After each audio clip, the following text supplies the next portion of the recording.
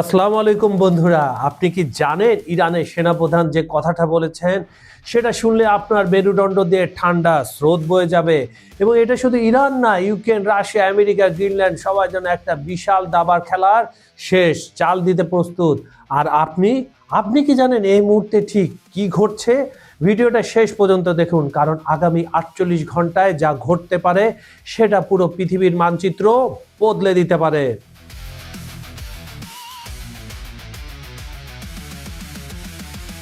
খবর সংযোগের টপ নিউজে আমরা শুধু খবর দেখি না, আমরা খবরের আড়ালে সত্য খুঁজি। আজকের ভিডিওটা একটু লম্বা হবে, কিন্তু বিশ্বাস করুন প্রতিটা সেকেন্ড আপনার চোখ খুলে দেবে। তো দেরি না করে লাইক বাটনে একটা চাপ দিন। দেরি না করে শুরু করা যাক। ইরান ট্রাম্প বিরোধ, পুতিনের শান্তি শান্তি ভাব আর গ্রিনল্যান্ড নিয়ে পুরনো খেলা নতুন করে শুরু।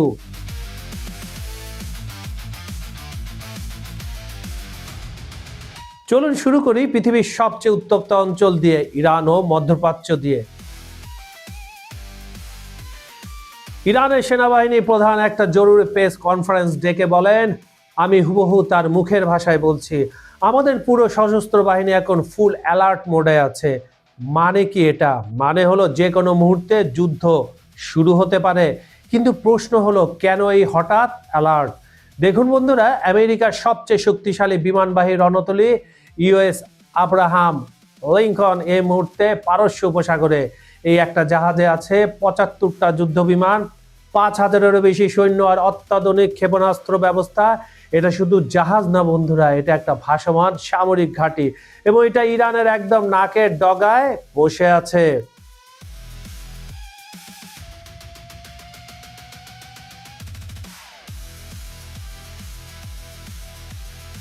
এই মুহূর্তে ইরানে কি হচ্ছে চলুন বন্ধুরা শুনে আসি। গত 24 ঘন্টায় ইরানের দুটো বিশাল বিস্ফোরণ হয়েছে। প্রথমটা বন্দর আব্বাসে, ইরানের সবচেয়ে গুরুত্বপূর্ণ নৌবন্দরে, আর একটা সরকারি ভবন উড়ে গেছে। আর দ্বিতীয়টা কোথায়? আহবাজে, একটা আবাসিক ভবনে। এটাকে অনেকে গ্যাস বিস্ফোরণ বলছে। ইরানের সরকার বলছে এগুলো দুর্ঘটনা, কিন্তু বন্ধুরা দুটো দুর্ঘটনা একই সময় সত্যি কি কাকতালীয়? অনেকে বলছেন ইরানে গোপন অপারেশন শুরু হয়ে গেছে, কেউ বলছেন অভ্যন্তরীণ নাশকতা। সত্যটা কি সেটা হয়তো আমরা কখনোই জানবো না, কিন্তু যুদ্ধের চেয়েও ভয়ঙ্কর একটা যুদ্ধ চলছে ইরানের রাস্তায়। ডিসেম্বর থেকে শুরু হওয়া দ্রব্যমূল্যের বিক্ষোভে আন্তর্জাতিক রিপোর্ট অনুযায়ী হাজার হাজার মানুষ মারা গেছেন। হাজার হাজার, একটু ভাবুন তো। আর ইন্টারনেট সরকার বন্ধ করে রেখেছে, মানুষ বাইরের দুনিয়ার সাথে যোগাযোগ করতে পারছে না। তবে এত অন্ধকারের মধ্যেও একটু আশার আলো আছে। ইরানের নিরাপত্তা কাউন্সিলের সচিব বলেছেন আমেরিকার সাথে আলোচনার একটা কাঠামো তৈরি হচ্ছে। এমনকি ট্রাম্প নিজেও বলেছেন ইরান নিজেই আলোচনার জন্য যোগাযোগ করছে। কিন্তু বন্ধুরা, আলোচনা আর সমাধান এই দুটো কিন্তু এক জিনিস না।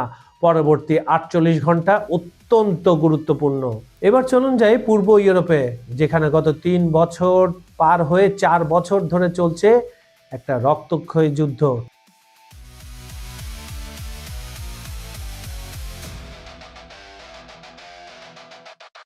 আজ মানে ঠিক এই মুহূর্তে আবুধাবিতে একটা গোপন বৈঠক হবার কথা, বা হতেও পারে। টেবিলে বসে থাকতে পারেন রাশিয়ার প্রতিনিধি, ইউক্রেনের প্রতিনিধি আর আমেরিকার প্রতিনিধি।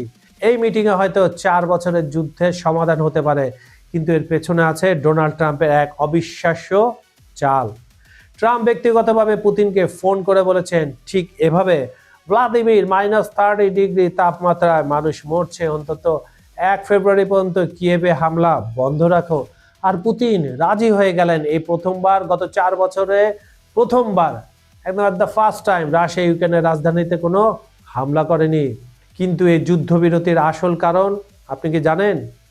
চলুন জেনে আসা যাক।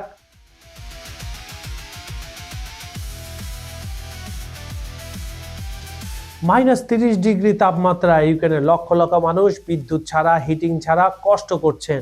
কেন? কারণ রাশিয়া আগের হামলায় পুরো জ্বালানি অবকাঠামো ধ্বংস করে দিয়েছে।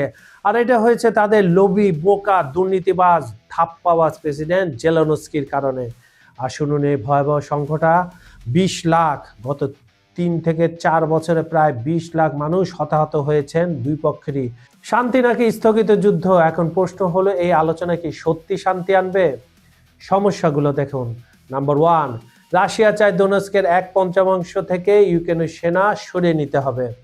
নাম্বার 2, ইউক্রেন চায় আন্তর্জাতিক শান্তিরক্ষা বাহিনী। নাম্বার 3, ট্রাম্প চান দ্রুত সমাধান। 3 পক্ষ 3 চাহিদা, কিভাবে সমাধান হবে কমেন্টে জানান। জানুয়ারির 17 তারিখে ট্রাম্প ঘোষণা দিয়েছিলেন, মনে আছে তো আপনাদের, গ্রিনল্যান্ড না দিলে ইউরোপের 10% শুল্ক আরোপ করবে ইউরোপের 8টা দেশের উপর। হ্যাঁ বন্ধুরা, আমেরিকার প্রেসিডেন্ট ডেনমার্কের একটা দ্বীপ কিনতে চাইছিলেন, কিন্তু আজ 1 ফেব্রুয়ারি সেই শুল্কের কোনো খোঁজ নেই। ট্রাম্প পিছিয়ে গেছেন, কিন্তু প্রশ্ন, একটা বরফের দ্বীপ নিয়ে এত মাথা ব্যথা কেন? কারণ হতে পারে জলবায়ু পরিবর্তনে বরফ গলছে, নতুন নৌপথ খুলছে, বিরল খনিজ সম্পদ পাওয়া যাচ্ছে, আর সামরিক কৌশলগত অবস্থান তো রয়েছে রাশিয়ার একদম কাছে। মানে হলো গ্রিনল্যান্ড ভবিষ্যতে সুপার পাওয়ার যুদ্ধের চাবিকাঠি। কিন্তু ডেনমার্ক আর গ্রিনল্যান্ড কিন্তু সহজে হাল ছাড়েনি। প্রধানমন্ত্রী জেন্স ফ্রেডরিক নিলসেন পরিষ্কার করে বলেছেন, গ্রিনল্যান্ড বিক্রয়ের জন্য নয়। এমনকি নীল ইয়াং, বিখ্যাত গায়ক, গ্রিনল্যান্ডের মানুষের সমর্থনে তার সব গান বিনামূল্যে দিয়ে দিয়েছেন। এসবের মানে কি? 3টা ফ্রন্ট, একটা প্যাটার্ন। এখন যদি আমরা পুরো ছবিটা একসাথে দেখি, ইরান, পারস্য উপসাগর, ইউক্রেন, পূর্ব ইউরোপ, আর গ্রিনল্যান্ড, আর্কটিক, 3টা আলাদা আলাদা জায়গা, কিন্তু একটাই প্যাটার্ন। সব জায়গায় কি হচ্ছে? আমেরিকা জড়িত, রাশিয়া জড়িত, সম্পদ আর কৌশলগত অবস্থান নিয়েই লড়াই। নতুন শীতল যুদ্ধ। বন্ধুরা, আমি ইতিহাসের ছাত্র না, কিন্তু এই পরিস্থিতি দেখে মনে হচ্ছে আমরা কি নতুন কোল্ড ওয়ারের দিকে ঢুকে যাচ্ছি? 1950 থেকে 80-র দশকে আমেরিকা বনাম সোভিয়েত পরোক্ষ যুদ্ধ, অস্ত্রের প্রতিযোগিতা। 2026 সালে এসে সেটা আমেরিকা বনাম রাশিয়া আবার শুরু হয়েছে। পরোক্ষ যুদ্ধ ইউক্রেনে, নতুন অস্ত্রের প্রতিযোগিতা।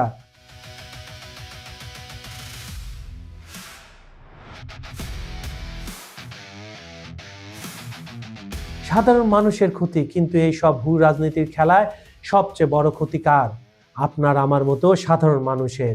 ইরানে মানুষ রাস্তায় কেন জানেন? খাবারের জন্য। আর ইউক্রেনে মানুষ তুষারে উষ্ণতার জন্য। আর গ্রিনল্যান্ডে মানুষ চিন্তায় ভবিষ্যতের জন্য, অনেকগুলো জন্য। পরবর্তী 48 ঘন্টায় কি আশা করবেন আপনি? এখন আপনাদের বলি, পরবর্তী 2 দিন কি কি খেয়াল রাখবেন আপনি।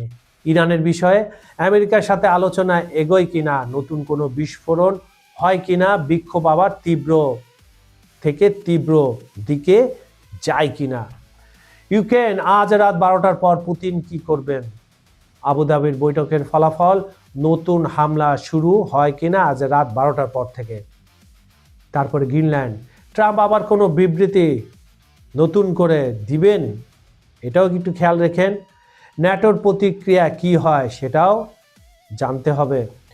আমার মতে সম্ভাব্য 3টা পরিস্থিতি হতে পারে। ইরান আমেরিকা আলোচনা সফল, ইউক্রেনে স্থায়ী যুদ্ধবিরতি, গ্রিনল্যান্ড ইস্যু শান্তিপূর্ণভাবে সমাধান। খুব নাইস কথা, ঠিক না বন্ধুরা? এরপর আসি আমরা বাস্তবসম্মত পরিস্থিতি, তো রিয়ালিটি চেক করি। উত্তেজনা কমে আসে কিন্তু সমাধান হয় না, আলোচনা চলতে থাকে, স্থিতি অবস্থা বজায় থাকে। এটা আমি পড়তে ভয় পাচ্ছি, কারণ এটা হচ্ছে খারাপ পরিস্থিতি। আলোচনা ভেঙে যায়, নতুন হামলা শুরু হয়, উত্তেজনা আরো বেড়ে যায়। আপনি কি করতে পারেন বন্ধুরা? এত বড় সমস্যা শুনে হয়তো মনে হতে পারে আমরা সাধারণ মানুষ কি করতে পারি। আমাদের অনেক কিছু করার আছে। পয়েন্ট বাই পয়েন্ট আমি বলে দিচ্ছি। নাম্বার 1, সচেতন থাকুন, নির্ভরযোগ্য সংবাদ পড়ুন, ফেক নিউজ শেয়ার করবেন না, বিশ্লেষণ করুন। নাম্বার 2, আলোচনা করুন, পরিবার বন্ধুদের সাথে কথা বলুন, মতামত দিন, কিন্তু শ্রদ্ধা রাখুন, শান্তির পক্ষে কথা বলুন। নাম্বার 3, চাপ তৈরি করুন, সোশ্যাল মিডিয়ায় শান্তির পক্ষে পোস্ট করুন, নেতাদের জবাবদিহি করতে বাধ্য করুন, মানবতার পক্ষে দাঁড়ান। তো বন্ধুরা, আজকের এই অনুষ্ঠানে আমরা দেখলাম ইরানে উত্তেজনা, ইউক্রেনে আলোচনা, গ্রিনল্যান্ডের রাজনীতি। পরবর্তী 48 ঘন্টা অত্যন্ত গুরুত্বপূর্ণ। এই ভিডিও যদি ভালো লেগে থাকে লাইক করুন, চ্যানেলটি সাবস্ক্রাইব করুন, কারণ আমরা প্রতিদিন এমন আপডেট নিয়ে আসব। বিজ্ঞাপন ও প্রমোশনের জন্য ডেসক্রিপশনে দেওয়া নাম্বারে যোগাযোগ করতে পারেন। আর সবচেয়ে গুরুত্বপূর্ণ, এই ভিডিওটা শেয়ার করুন। কেন? কারণ সবার জানা উচিত কি ঘটছে জিওপলিটিক্সে। আর হ্যাঁ, কাল আমি একটা বিশেষ ভিডিও আনছি। যদি তৃতীয় বিশ্বযুদ্ধ শুরু হয় তাহলে কি হবে, মিস করবেন না। আর মনে রাখবেন, যতই অন্ধকার হোক আশা হারাবেন না। খবর সংযোগের টপ নিউজের অনুষ্ঠানটি আপনারা পৃথিবীর কোন প্রান্ত থেকে দেখছেন কমেন্টে জানান, আমরা আপনার মতামত শুনতে চাই। আজ এই পর্যন্ত আমি কাজল হায়দার বিদায় নিচ্ছি। দেখা হবে পরের ভিডিওতে নতুন কোনো ইস্যু নিয়ে। ভালো থাকুন, নিরাপদে থাকুন, সুস্থ থাকুন। আল্লাহ হাফেজ।